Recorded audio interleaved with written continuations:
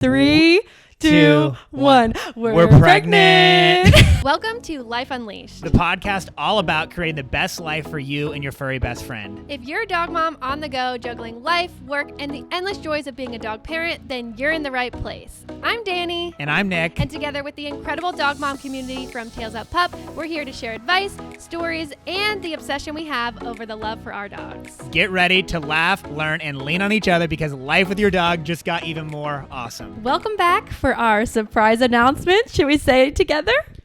They already know. They saw the title, but we could still. 3, 2, 1. We're pregnant.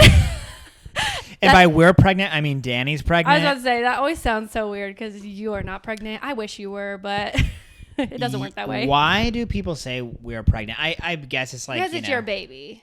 Like the couple's baby. Yeah. But when you talk to people, you say Dani's pregnant. You're not like, we're pregnant. I do say that. You say we're pregnant? No, I say Dani's Okay, pregnant. Yeah. No, you don't. Baby number 2 is on the way. I will preface this whole episode by saying, as we are filming this, we have not been to the ultrasound yet, but we're pre-filming it because we have family coming to town. And so by the time this goes live, we have had the ultrasound. We probably have a little bit more information, but we are just going to talk about what we know here and now. And then we'll probably come back with a little update part 2 after. And that will, what more information can they really give us? I feel like we know the basics, but. Well, we could learn the gender eventually. Yes. So that could be a big reveal. The number one question people are asking us, because we didn't find out the gender with Callan, is are we going to find out with this baby? And the answer is we are not committed to anything.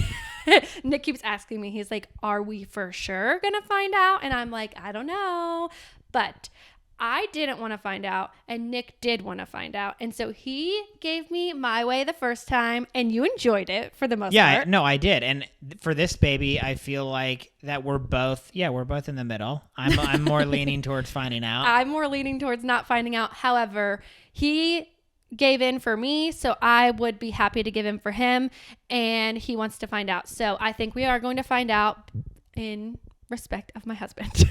I feel like you also want to know, don't you? I would love to know, but I also would love to not know. I think it would be cool to say, like, we just didn't find out for either kid. We really only want to have 2 kids, and so this is probably going to be our last pregnancy. We have talked a lot about it more now that we are pregnant, and we definitely are leaning towards still feeling that way. It's so hard to know for sure, how do you decide for your family? But for the most part, like, we feel that way. Nick came from a family with 2 kids. I came from a family with 2 kids. That's what we know. And we feel like that is the easiest, because once you add a 3rd kid in, like, I feel like you need a bigger car and like more space for kids. And it's just like a lot of complicated mess. So yeah, you're outnumbered by that point. And it becomes like this whole different ball game. So we probably will be done after this. So maybe we wouldn't have found out with the first, and we'll find out with the second. What is your gut instinct right here in the moment? My gut instinct is that it's going to be a boy. And the reason I feel that way is because everyone in my family has had a boy and then a girl. And I feel like we're going to be the trend breakers. So rather than sticking to that trend, I actually feel like we're going to be the first ones that's going to be like, wow, they had 2 boys. I think we're going to stick to the trend. My gut instinct will say girl.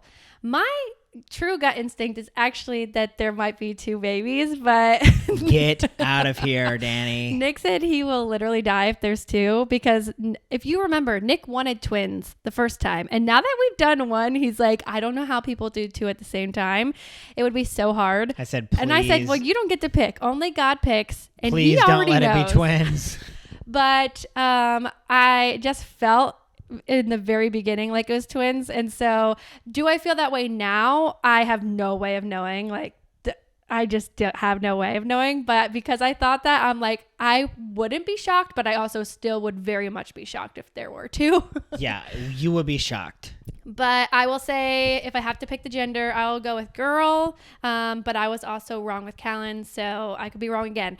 A lot of people are asking what I would prefer. And this is a shocking answer, because I wanted a girl so badly. Yeah, you were like, I'm only a girl, Mom. I can only have a girl. Now that I have a boy, if I could choose, well, I'm so glad that you can't choose, because I really would not want to choose. But I feel like a boy would be easier, because having 2 kids close together of the same gender just seems like more likely that they would play together and have the same interests and like want to play with the same toys and use the same clothes. All those things seem like it would be easier. I could be wrong, but I feel like a boy would be easier. Yeah. I think a boy is going to be easier too. Also, you know what though? Everyone does seem to like think that girl babies are easier babies. I feel like you hear that a lot. They say girl babies are easier, but girls are harder as they get older. Oh, no, I know. Yeah, that's 100% true. I think Yeah. everyone says that. But girl babies seem to be more chill and easier. Yeah, my mom said I was for sure more chill. And like an easier like baby to deal with. Yeah. And like a lot of our friends that have had girls, like they were the babies that, I could put them down and they would just sit there in their little swing and be so content for hours. It's like, The boys just want to create chaos. Yeah, Kylan's definitely that way. Yep, at such a young age. But I like it. I like the chaos. So let's try to answer some Q&A, but no one asked us, but what they probably would ask us if they could ask us. Yeah, well, I want to know, what in general do you think life is going to be like having 2 under 2? Okay, that wasn't what I was going to ask, but we'll Okay. answer yours first. What is life going to be like? It's going to be chaos. So I guess It's going to be chaos. my question would be, how far apart are the babies going to be? They're going to be around 19 months apart, we think. And so Nick and his sister were 18 months apart. So very similar. You loved it. You guys were pretty much in the same stage of life your whole life, which was very obviously the age gap doesn't change. I said your whole life. Yeah. And my brother and I were 4 years apart. And I feel like until college, we were never in the same phase of life. We weren't in the same school barely, and we didn't have any of the same friends, the same interests. I don't know if it had to do with different genders, but y'all were different genders too. I just think that 4 years is a big age gap, and until we were in college, we were more close. Yeah, basically until you're like adults. Yeah. And like now we have kids, and I feel like we are more similar now than we were when we were younger. But I always said that I didn't like the 4-year age gap. I felt like it was too far apart, and I always wanted to have my kids closer together. And then I married a man who enjoyed his close age gap. So we were both in agreement. So the next question is, were y'all trying for this baby? And the answer is yes. We wanted to have our kids close together. We know we wanted to have 2 kids and have them very close. Some girls say they want to have their body back and they want to feel like themselves again. And I was like, I'm not even going to care about that. I'm just going to have both my kids and then I'll worry about that. So that's what we did. Yeah. I do feel like it would be nice. My sister and I, while we're 18 months apart, we were 2 grades apart because they held my sister back. So I would love our kids to be only 1 grade apart. They will, right? They should be. Okay. It depends, I guess, what we do with Callan. If we held him back, would he be 2 years or would it still be 1 year? I don't know. I don't know how school works. We'll have to think. I don't know. So the baby should be due in March. Again, we haven't been to the doctor to get a confirmed date. So it's the end of March, but because I am not going for a VBAC, there's another question. I'm just going to have another C-section. That is that. And so they will take me a little bit earlier than my due date because they don't want you to go into labor. And also it will be nice to have a date so we can have childcare for Callan and not have to worry about that unless, God forbid, something happened earlier. Then obviously you just have to deal with that. But if everything goes to plan, then you would have your date and you would know what to expect, which is nice. Yeah. After the whole birth experience with Callan, I'm very glad that we're planning to do the normal scheduled C-section. What would you do if I wanted to be back? You talked about it. There has been at least 2 times where you've somewhat seriously considered, I'm not sure if like it actually was my pelvis that was too narrow and maybe we should consider doing. That is true. I am not. See, I'm not confident that they know that my pelvis was the issue. And I mean, no one can know for sure. It just doesn't make sense. I'm not a narrow person. So why do I have a narrow pelvis? And they were very clear that there was a lot of swelling and things like that could have been part of the problem. So there's no way to know, but there's also no way to know that it would be any different. So if someone told me like this is why it happened and it would not be likely to happen again, maybe I would have a different, game plan. But yeah, now that you've done the C-section, I feel like it just seems like there's so much reason to do the C-section again. So my one friend who had a C-section was telling me how she started having so much anxiety and it was really stressful when she was in the operating room. She was looking around at everything and like basically just counting down the minutes. And that was like a lot for her. And I didn't experience that because it was all like, let's go, rushing in there, like getting the baby out. And so I don't even remember the operating room. So I feel like that I could feel that way. Like if we're planned, but we're going in there, I'm pretty sure like you can't be in there at first. So I'm going to be in this like sterile room by myself. I feel like that could be really scary. Well, yeah, it's like anytime you're going into a surgery, it is exactly like that. You are in there, you're with the doctors, they're getting you prepped. You're kind of just laying there because everybody's doing their thing, getting you ready. Occasionally they'll be talking to you. And with this, they're not putting you to sleep. So I'll be in there in enough time. But yeah, there will be a certain amount of time where you'll be kind of and you were this time with Callan, you were by yourself. Yeah, I just don't remember it. So I wasn't. And I was so out of it, and I was very drugged up. So like, but this time you'll at least go into it from now on, being able to mentally prepare yourself for like, okay, I'm basically going to have this, surgery done, and kind of like mentally rehearse what it's going to be like for the C-section. Whereas like last time you had mentally rehearsed all the different scenarios, but like you didn't really think you were going to be getting an emergency C-section. So I think that was a lot harder, but kind of like what you were saying, the adrenaline and all the other stuff that was going through your mind, that kind of makes you black out from that experience. Whereas this one, you're going to be a lot more lucid probably. I'm the most excited for the recovery because I think it will be way better than my last experience. There was a lot of trauma done to my body. And so I know that that is very unlikely to happen again. And so I feel like I will be able to recover a lot easier because a few of my friends had C-sections since I did, and they all recovered very quickly. And I just have high hopes for myself the next time because it did take me a little bit longer because of all the trauma. Yeah, I 100% agree with that. And you're a very tough, strong person. So I think if you have a normal C-section, you probably will be feeling a lot better much more quickly. Yeah, so I'm excited for that. So my next question for you, Danielle, is what are we going to do with our businesses when we have 2 kids that are so young? Well, we really just have to figure it out as we go. I feel like there's no way to know, but having help probably is essential. Callan is going to school. So this year he's going to go 2 days a week, but the next year he can go 4 days a week, which will be so nice. And then the baby will be here. So we'll have to deal with 1 baby instead of 2 babies at the same time. Or Callan will be a toddler, but it's going to be really hard, I think, sometimes because it's going to either be really hard. It's going to be really hard all around. I was thinking like on one of us, it's going to be really hard on both of us in many different ways because when like in the summer when Callan's not in school, we're going to have a baby and a kid to deal with. So this summer from May to August, we had a babysitter come in the summer. And so that was really nice. She is a high school girl. And because the baby's going to be born in March, the first 2 months will be like newborn, basically. Trenches. Newborn trenches. But then when school's out, maybe we can have her come back and have someone here to help, whether it's with the baby or with Callan, because Callan's school will be out of session for the summer as well. But see, that's the thing that's crazy. If she's helping with the baby or helping with Callan, it's not that you're going to get this free time. Can she help with the baby and Callan? Probably not. Yeah, but probably one would be better than none. Well, yeah, one will be better than none, but how are we going to get any of our like work done? That's what I'm saying. I quit. Is that what you're saying? No. I should quit. I'm not saying you should quit. If you quit, the business dies. Okay. So you can't quit. Well, I'll we quit. Just got him. Okay. The business also dies with that. We just got to figure it out. That's going to be just very difficult. It'll be a lot easier in like a year from now when Callan is in 4 days a week and the baby's then like 1.25 or whatever and is going to be in school. That will be easier, but that's going to be a year and a few months before that happens. Yep.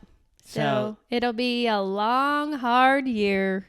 Yeah, it's going to be very difficult to figure out when we're going to sneak in to be able to do the things. That's one, I just don't know how. I mean, people don't do it without daycare or someone staying home full time. Yeah. One of the two. Yep. But we can't afford daycare. Yeah, so we just got to make it work. Some people stress about these things. Actually, I was just with my friends for the weekend, and one of their husband, or the girl's husband, was like, "You're so good at handling stress." And like, we were just talking about that for a while. I told him that things that there is nothing I can do about, I do not try to stress about, because if there's nothing I can do about it, then why stress about it? I'm only going to stress about the things that I can do something about for the most part. And so like this situation, it's like, well, we're having the kid and we have the business. So there's no reason for me to stress. I'm just going to waste my energy stressing about how are we going to do it? Like when the time's here, we're just going to figure out a flow that works for us. We did it already. So we're just going to adjust and figure it out as we go again. Yeah, that is one thing that has, I think, both of us improved on. When you own a business, it is pretty much just constant problem solving. And there's a lot of stress that goes along with that, but it's just one problem solving thing to the next. And these problems just continue to crop up. And I'm not saying that having a kid is a problem, but it is something that you just have to figure out along the way and kind of adjust. And we've been doing that a lot in our business since we started. So I think we've gotten pretty comfortable with dealing with that and figuring it out as we go. I've had a few conversations with people about the best time to get pregnant and the best time to have a baby.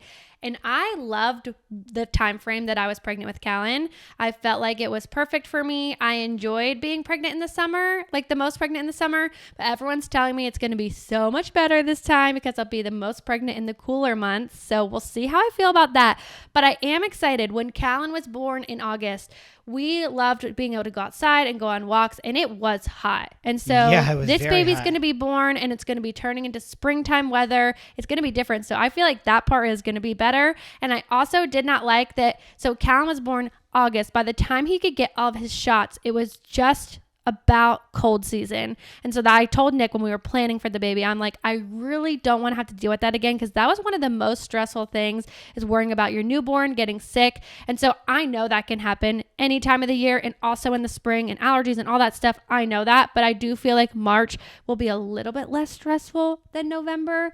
I mean, obviously not March, but it'll be like, 2 or 3 months after March when the shots and all that stuff. But still, yeah. The one thing that is also going to be different, like before I guess we really kept Callan away from the daycare until he was 6 weeks old? 6 weeks, yeah.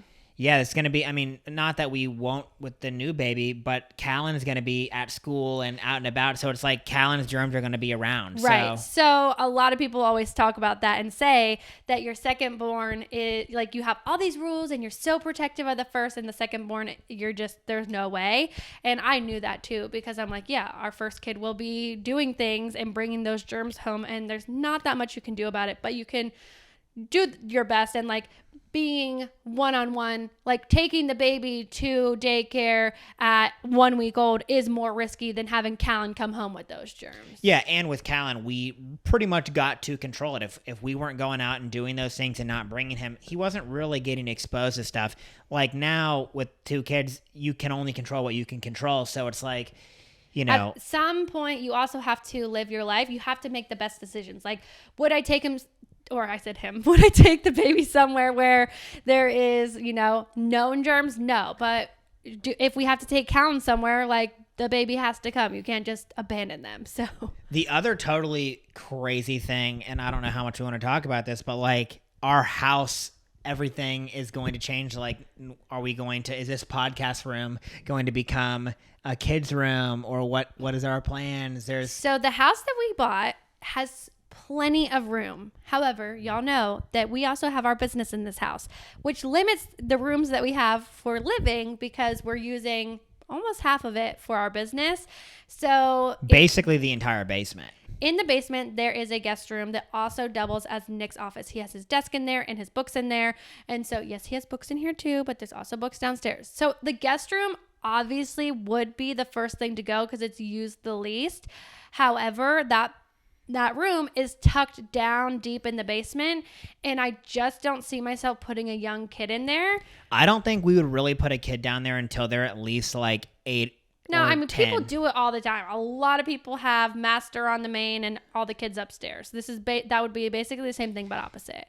So you can do it. However, we just feel like for the next few years, it would be more convenient to have the kids upstairs. So the room that we're in now would be the second bedroom that's up here for the kid. However, we use this room for the podcast. We also use this room for Callan's playroom. And this room is the first thing when you walk in the house, and it's set up like an office, so it has glass French doors. So it's just not really ideal to be a bedroom. I don't see myself making this a bedroom in the long term. I told Nick what I would be a fan of is putting the crib in here and making this the baby's. So the baby obviously is going to probably sleep in our room for 3 months. That's what we did with Callan. We probably will do something similar again unless we move them out earlier. And so the crib would be in here until they learn to sleep through the night. So at least there's a little separation so that the baby's not always going to be waking up Callan. But once they're sleeping through the night and good at sleeping, I think that the kids will probably share a room. I had always said I only wanted them to share a room if they were the same gender, but I do feel differently now that I'm in it, and I feel like I am okay with my kids sharing a room even if they are different genders, especially in the young years. I think as they get older and they have a desire to have independence and have their own room, we have space to change things around and make that happen. But for the next even 3 years, I feel like it would be totally fine to have opposite genders share a room. I think it would make the most sense for our business, our flow of life, have a playroom and the podcast room, and have the kids share a room. For the most part, we are a family who doesn't hang out in our bedrooms. We hang out in the living area and the playroom, and the bedroom is mostly for sleeping. And I think that that's fine. They can have toys in there if they want, but there's just gonna be less room with 2 beds in there. And I just think that that's probably what we'll try. And if it doesn't work, we can always move things around. Yeah, I think all that makes the most sense. And it is, we have friends where their kids are different genders. They had separate rooms for a while, but they actually decided that they wanted to share a room so that the kid asked so that they could actually have a playroom. And I kind of wonder, this is a playroom. Imagine 2 kids oh, well, if we share a room, then we get this whole room to play in. Yeah. They might like that. Yeah. Yeah. I think for especially the first few years, they're not going to know anything different. And that's probably what we'll try, and we'll go from there. So that's the plan for now. Our life changed so much with having 1 kid, and I think that it's probably going to change equally, if not more, now having the 2nd kid. Do you think that's probably true? Yes, but people always love to talk about what was the hardest, 0 to 1, 1 to 2, 2 to 3, etc. So I think for me, and obviously have not lived it, I'm just guessing right now in this moment, that 0 to 1 will be harder than 1 to 2. But now that you're talking about the business and all this stuff, I'm ooh, I could change my answer. But I still feel like 0 to 1 will be harder for me because we had not been around babies for so long and we didn't know anything. We had no idea what we were getting into. We didn't know how to do anything. And now we know what to expect. We know how to do things. So when this next baby's born, we're not going to be what is all this stuff? And we already know how to use everything, how to do everything. We've done it before. We've done it recently. And so I think that it's going to be easier to get in a groove. I think the balancing of attention and interest, Callan's going to want to go and do things, and the baby's going to need to be home a lot and all that stuff. That's going to be hard. But I do think adjusting in that way, 0 to 1 probably is harder but again, we'll see. Yeah, I think it's going to be different. I think the biggest overall adjustment will be that 0 to 1 because it was the most life-shifting. You had no babies. You had your own free time when you had it, all this stuff. And then now you have a baby to take care of. And it's not like having that 2nd baby. You still have the first one to take care of. You just have another kid to take care of. But I think the spreading out of time, imagine this. And this stuff's going to be hard. Right now, Callan needs to be played with. Someone can cook and clean. Now, with 2 kids, Callan needs to be played with. The baby needs to be taken care of. Who's cooking and cleaning? You're going to have to figure, someone's going to have to figure out how to do that. And I think it could just be very stressful to try to figure out both when they're very young, I think. I think that everything that we were super strict on with Callan, we will bend a lot more with the 2nd baby. And for instance, we are super, I would say pretty strict on the screen time rule around here. We just don't turn the TV on often at all. And I told Nick, I'm if we need to cook and get something done, the TV sometimes is the answer. And that's what we're going to have to do to get things done. And yeah, that might be part of. But hopefully when Callan's 2 years old, he will be a little bit more capable of playing semi-independent by himself while one of us is cooking. Every kid is different, but I do think you can have a little bit of influence on that. If you don't give them the option to always be playing with them and they have to be by themselves a little bit, then maybe they will learn, but I could be wrong. But I don't know. Yeah, it is one of those things that we're going to be thrown right into the fire and we're just going to have to figure it out. I was going to say something else, but now I can't remember. Has it been hard not telling people that you were pregnant? Yes, and I remember feeling this way last time, and I was like, let's just announce it to the world. So we did tell people and our friends pretty early this time. I remember we told Ensley and like our family pretty early, but we didn't tell that many other people that early. I feel like this time, like we told everyone at the gym early and did all that. Danielle, just like the first time, knew within like 3 days that she was pregnant. Instantly. You knew before the pregnancy test. Yeah, and I knew last time too. I was like, I'm for sure pregnant, and this time I was like, I'm for sure pregnant. I can feel it in my body. It just shifts instantly. It's crazy. Yeah, you've not been feeling super hot. Yeah, I'm super nauseous. I have not thrown up yet, so that is good. But I have been super nauseous and tired, and it is hard with a baby already here that you have to take care of. You can't just sit around all the time, or you have to call your husband and say, please help. Yeah, before you could just say, I'm gonna lay on the couch, and the only thing that wasn't getting done was work. Now, if you do that, I have to watch Callan and no works is getting done. Yeah, but I'm so excited to finally announce it to the world and that y'all know, because it is so hard to keep a secret when we post everything online and literally do stories every single day. I'm like, I know something you don't know. Well, baby 2 is on the way officially, and it's good that we were able to tell you guys, because it's hard to hold it in. Like when you're like, what if someone else notices or like thinks that I look pregnant before I announce it? Like, I want to be the one to say it before like anyone else can guess it. So I don't think anyone would have been able to guess it up to now. But I just really wanted to wait for the ultrasound, obviously. And so that was the main thing. And now we can share it. Some people wait a really long time. Some people wait for the first trimester. I am like, again, we share everything on the internet. And if something were to happen, we would also share that. And so we have agreed that we just want to share as early as we can and take y'all along on the journey. And obviously we are praying for everything to go smoothly and well. And we just give it up to God. There's nothing we can do. I was telling Ensley though, I'm like, this time I'm actually way more stressed than last time. Really? About something going wrong. And she was like, why do you think? And I was like, now that I know the love for your kid, I think that, I don't know, that must play a role in it. Yeah. No, that makes sense. Yeah. Like, you now know, it's like you just think of it kind of like as Callan. Yeah. And I'm like, that baby's in me. And like, I feel like I love this baby more than I loved the baby when it was Callan, because I didn't know what it was like to love your own kid. And now I do. And so now I'm like, and I think that plays a role in finding out the gender too, because Nick wants to be able to say he or she and maybe come up with a name and like really connect to the baby. We didn't have that with Callan. I did a little bit more than you because he was in me and I could literally feel him and stuff. But we want to be able to connect more to this baby. And I think in all the aspects, we're going to feel that way even more. No, I agree. There is no way to know what it's like to love your own kid until you have a kid of your own. You just can't know. You feel like you can, but you can't. Well, thank you guys so much for enjoying and celebrating this special moment of our life. We are so glad to have such an amazing support system and really an extension of our family. We love you guys so much, and we'll see you guys next time. Bye.